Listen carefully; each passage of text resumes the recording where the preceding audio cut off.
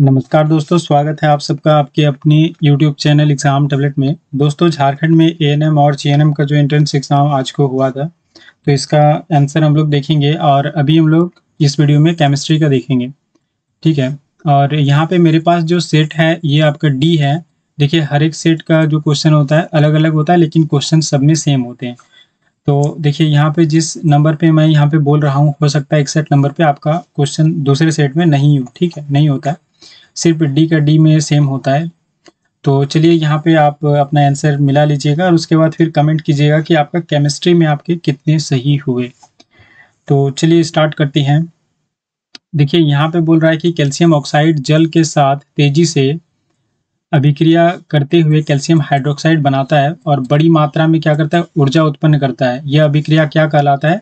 तो ये अभिक्रिया का क्या कहलाता है? ये आपका संयोजन अभिक्रिया कहलाता है, कॉम्बिनेशन रिएक्शन कहलाता है। चलिए उसके बाद जो नेक्स्ट है, देखिए, reaction in which there is an exchange of ion between the reactants are called dash reaction. तो देखिए, आपका जिसमें वो अभिक्रिया जिसमें क्या होता है, अभिकर्मकों का क्या होता है, विनिमय होता है, उसको हम लोग क्या बोलते हैं, उसको डबल डिस्प्लेसमेंट रिएक्शन बोलते हैं।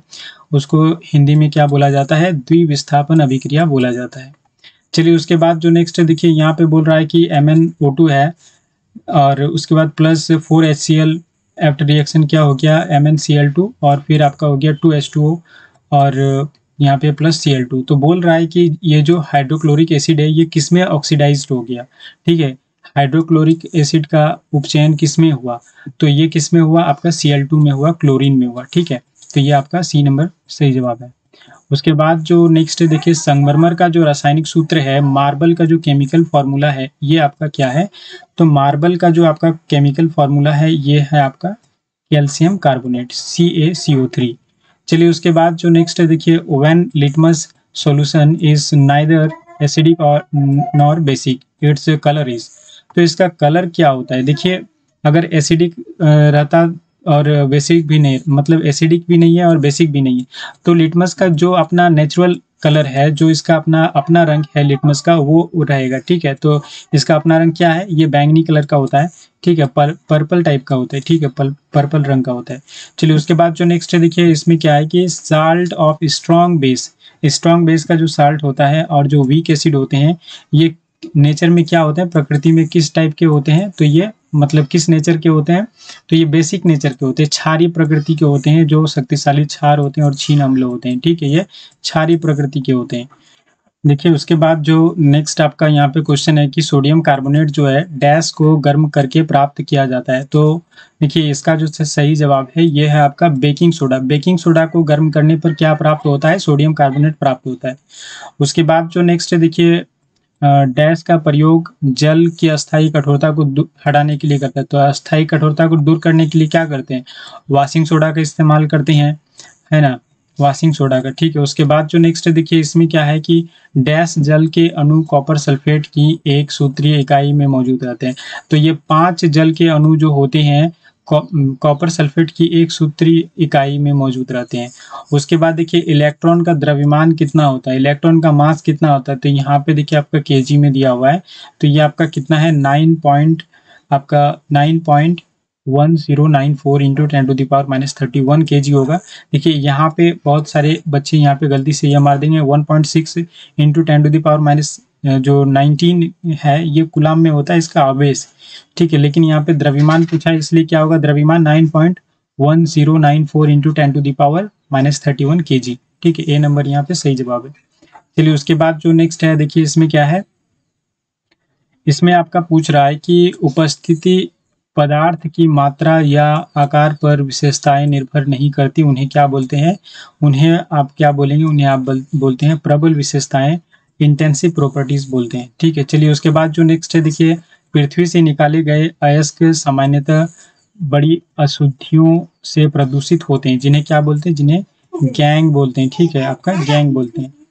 आदर्श गैस समीकरण क्या होता है? आदर्श गैस समीकरण जो आपका होता है, ये आपका देखिए ऑप्शन सी में है, आपका R इज इक्वल टू क्या होता है, NV/PT होता है। चलिए उसके बाद जो नेक्स्ट है, देखिए यहाँ पे बोल रहा है कि जो ये आपका जनरल फार्मूला आपका दिया हुआ है CnH2n। CnH2n किसका होता है जनरल फार्मूला? ये आपका अल्कीन का होता है, ठीक है, अल्कीन का, ENE का, ठीक है, CnH2n अल्कीन। चलिए उसके बाद जो नेक्स्ट देखिए आपका यहाँ पे CH4 plus Cl2 after reaction क्या हो जाता है, CH3Cl प्लस HCl। ये अभिक्रिया किसके उपस्थिति में होता है, तो ये आपका सनलाइट की उपस्थिति में होता है, सूर्य का प्रकाश की उपस्थिति में होता है। चलिए उसके बाद जो नेक्स्ट है 76, इसमें क्या है कि कुछ पदार्थ जिनका गंध क्षारीय या अम्लीय माध्यम में बदल जाता है, वे क्या होते हैं, वे डैश संकेतक होते हैं, वे क्या होते हैं, वे घ्राणीय संकेतक होते हैं, ऑल्फैक्टरी क्या होते हैं, इंडिकेटर्स होते हैं। चलिए उसके बाद जो नेक्स्ट है आपका 77, इसमें क्या है कि अम्ल के साथ धातु की अभिक्रिया से क्या निकलता है, तो हाइड्रोजन गैस निकलता है, ठीक है। ये metal reacts with an acid to liberate hydrogen gas. चलिए उसके बाद जो है आपका देखिए हाइड्रोनियम आयन जो है, हाइड्रोनियम आयन क्या है, ये H3O+, ये आपका हो गया हाइड्रोनियम आयन H3O+। चलिए उसके बाद जो नेक्स्ट देखिए, ये जो यहाँ पे आपका क्या स्ट्रक्चर दिया हुआ है एक, तो ये क्या है, देखिए ये आपका क्या है, आपका यहाँ पे क्यों कार्बन है, 1 2 3 3 कार्बन है, तो मिथ इथ प्रो, तो ये क्या हो गया प्रोपे। देखिए यहाँ पे जो फंक्शनल ग्रुप है ये क्या है, CHO एल्डिहाइड का है, तो इसको हम लोग क्या बोलेंगे, प्रोपेनल बोलेंगे, ठीक है। ये आपका ऑप्शन सी आपका सही जवाब है। चलिए उसके बाद जो नेक्स्ट है देखिए, बिच्छू के डंक में क्या होता है, तो बिच्छू के डंक में आपका मेथेनोइक अम्ल होता है। चलिए उसके बाद जो नेक्स्ट है देखिए, चिप्स निर्माता क्या करते हैं, चिप्स की थैलियों में क्या डालते हैं, नाइट्रोजन डालते हैं, ताकि क्या हो, चिप्स का क्या हो, यहाँ पे ऑक्सीडेशन होने से बचे, ठीक है, चिप्स। तो इसमें क्या डालते हैं, नाइट्रोजन डाला जाता है। चलिए उसके बाद जो नेक्स्ट आपका है, इसमें क्या है, इसमें आपका है कि डैश पर हरा आवरण संचारण बोलता है कि the green coating on dash is an example for corrosion. तो ये किसमें कोरोशन के स्वरूप बनता है, तो कॉपर में अगर क्या होगा, संक्षारण होगा, तो किस तरह का कोटिंग बनेगा, ग्रीन कोटिंग बनेगा, ठीक है। चलिए उसके बाद जो नेक्स्ट आपका है यहाँ पे देखिए 83, इसमें क्या बोल रहा है कि, इसमें बोल रहा है कि यदि हाइड्रोजन गैस को गर्म कॉपर ऑक्साइड पर गुजारा जाता है, तो पृष्ठ पर काला आवरण जो होता है ये किस में परिवर्तित हो जाता है, तो ये किस में परिवर्तित हो जाता है, ये भूरा रंग में परिवर्तित हो जाता है, ठीक है। चलिए उसके बाद जो नेक्स्ट है देखिए, इसमें जस्ता और सीसा जो होता है डैश से अधिक अभिक्रियाशील तत्व है। तो ये जो आपका जो रिएक्टिविटी जो श्रेणी है, सीरीज है, ये आपकी किताब में एनसीईआरटी में दिया हुआ है, उसमें ध्यान से देखिएगा, तो ये किसमें आपको नजर आएगा, तांबा से ऊपर में है ये आपका जस्ता और सीसा, ठीक है। एल्यूमिनियम नहीं होगा, एल्यूमिनियम जस्ता और सीसा से ज्यादा क्या है, अभिक्रियाशील है। तो देखिए आपका यहाँ तांबा से ज्यादा अभिक्रियाशील कौन है, ये आपका जस्ता और सीसा है, ठीक है, तांबा होगा इसका सही जवाब। चलिए उसके बाद जो नेक्स्ट है आपका 85 में, इसमें क्या है, डैश एक उष्मा उत्सर्जी एक्सोथर्मिक प्रोसेस है, ठीक है। तो देखिए एक्सप्लोजन जो होता है तो उसमें भी उष्मा निकलता है, लेकिन यहाँ पे हम लोग क्या पढ़ते हैं कि रेस्पिरेशन जब होता है, श्वसन जब होता है, तो क्या होता है यहाँ पे, ये भी श्वसन भी क्या है, ये एक एक्सोथर्मिक रिएक्शन है। तो यहाँ पे जो सही जवाब होगा ये आपका ऑप्शन बी होगा, ठीक है। ये ऑप्शन बी आपका क्या होगा, श्वसन क्या है, एक एक्सोथर्मिक प्रोसेस है। चलिए उसके बाद, क्योंकि इसके फलस्वरूप क्या होता है, एनर्जी रिलीज होता है, ठीक है, एनर्जी रिलीज होता है, उष्मा भी रिलीज होता है, तो श्वसन क्या है आपका एक्सोथर्मिक प्रोसेस है। चलिए उसके बाद जो नेक्स्ट है, सर्वाधिक तन्य धातु क्या है, मोस्ट डक्टाइल मेटल क्या है, तो ये आपका सोना है, ठीक है, मोस्ट डक्टाइल मेटल है। चलिए उसके बाद जो नेक्स्ट है देखिए, सुपर ऑक्साइड में प्रत्येक ऑक्सीजन परमाणु को डैश की उपचयन संख्या दी गई है, सुपर ऑक्साइड में कितना होता है, तो ये आपका -1/2 होता है, ठीक है। चलिए उसके बाद जो नेक्स्ट है देखिए, यहाँ पे डैश सर्वाधिक कठोर ज्ञात प्राकृतिक पदार्थ है, तो ये आपका हीरा जो है, हीरा क्या होता है, सर्वाधिक कठोर ज्ञात प्राकृतिक पदार्थ है, सबसे ज्यादा कठोर कौन है, हीरा। चलिए उसके बाद जो नेक्स्ट है देखिए, डैश जल में अल्कली बनाने के लिए घुलता है, तो ये आपका पोटेशियम ऑक्साइड जो है, पोटेशियम ऑक्साइड जल में घुलता है तो क्या बनता है, अल्कली सॉल्यूशन बनता है, ठीक है। चलिए उसके बाद जो नेक्स्ट है, इसमें क्या है, इसमें आपका बोल रहा है कि डैश अणु में कार्यकारी समूह की दोनों और भिन्न अल्काइल श्रृंखलाओं के कारण होती है।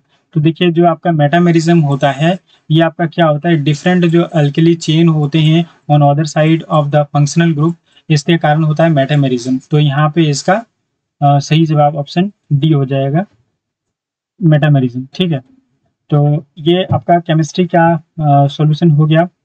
और इसके बाद दोस्तों हम लोग फिजिक्स का देखेंगे, और उसके बाद फिर इंग्लिश का, उसके बाद फिर हम लोग मैथ का भी देखेंगे। तो दोस्तों यहाँ पे आप कमेंट करके बताएंगे कि आपका केमिस्ट्री में कितना सही हुआ। तो वीडियो को अंत तक देखने के लिए बहुत बहुत धन्यवाद, और वीडियो को लाइक करें, शेयर करें, और अगर आप हमारे इस चैनल में नए व्यूअर हैं तो हमारे इस चैनल को जरूर सब्सक्राइब कर लीजिए और बेल आइकन को भी प्रेस कर लीजिए, ताकि मैं जब भी वीडियो अपलोड करूं तो सबसे पहले इसका नोटिफिकेशन आपको मिल पाए।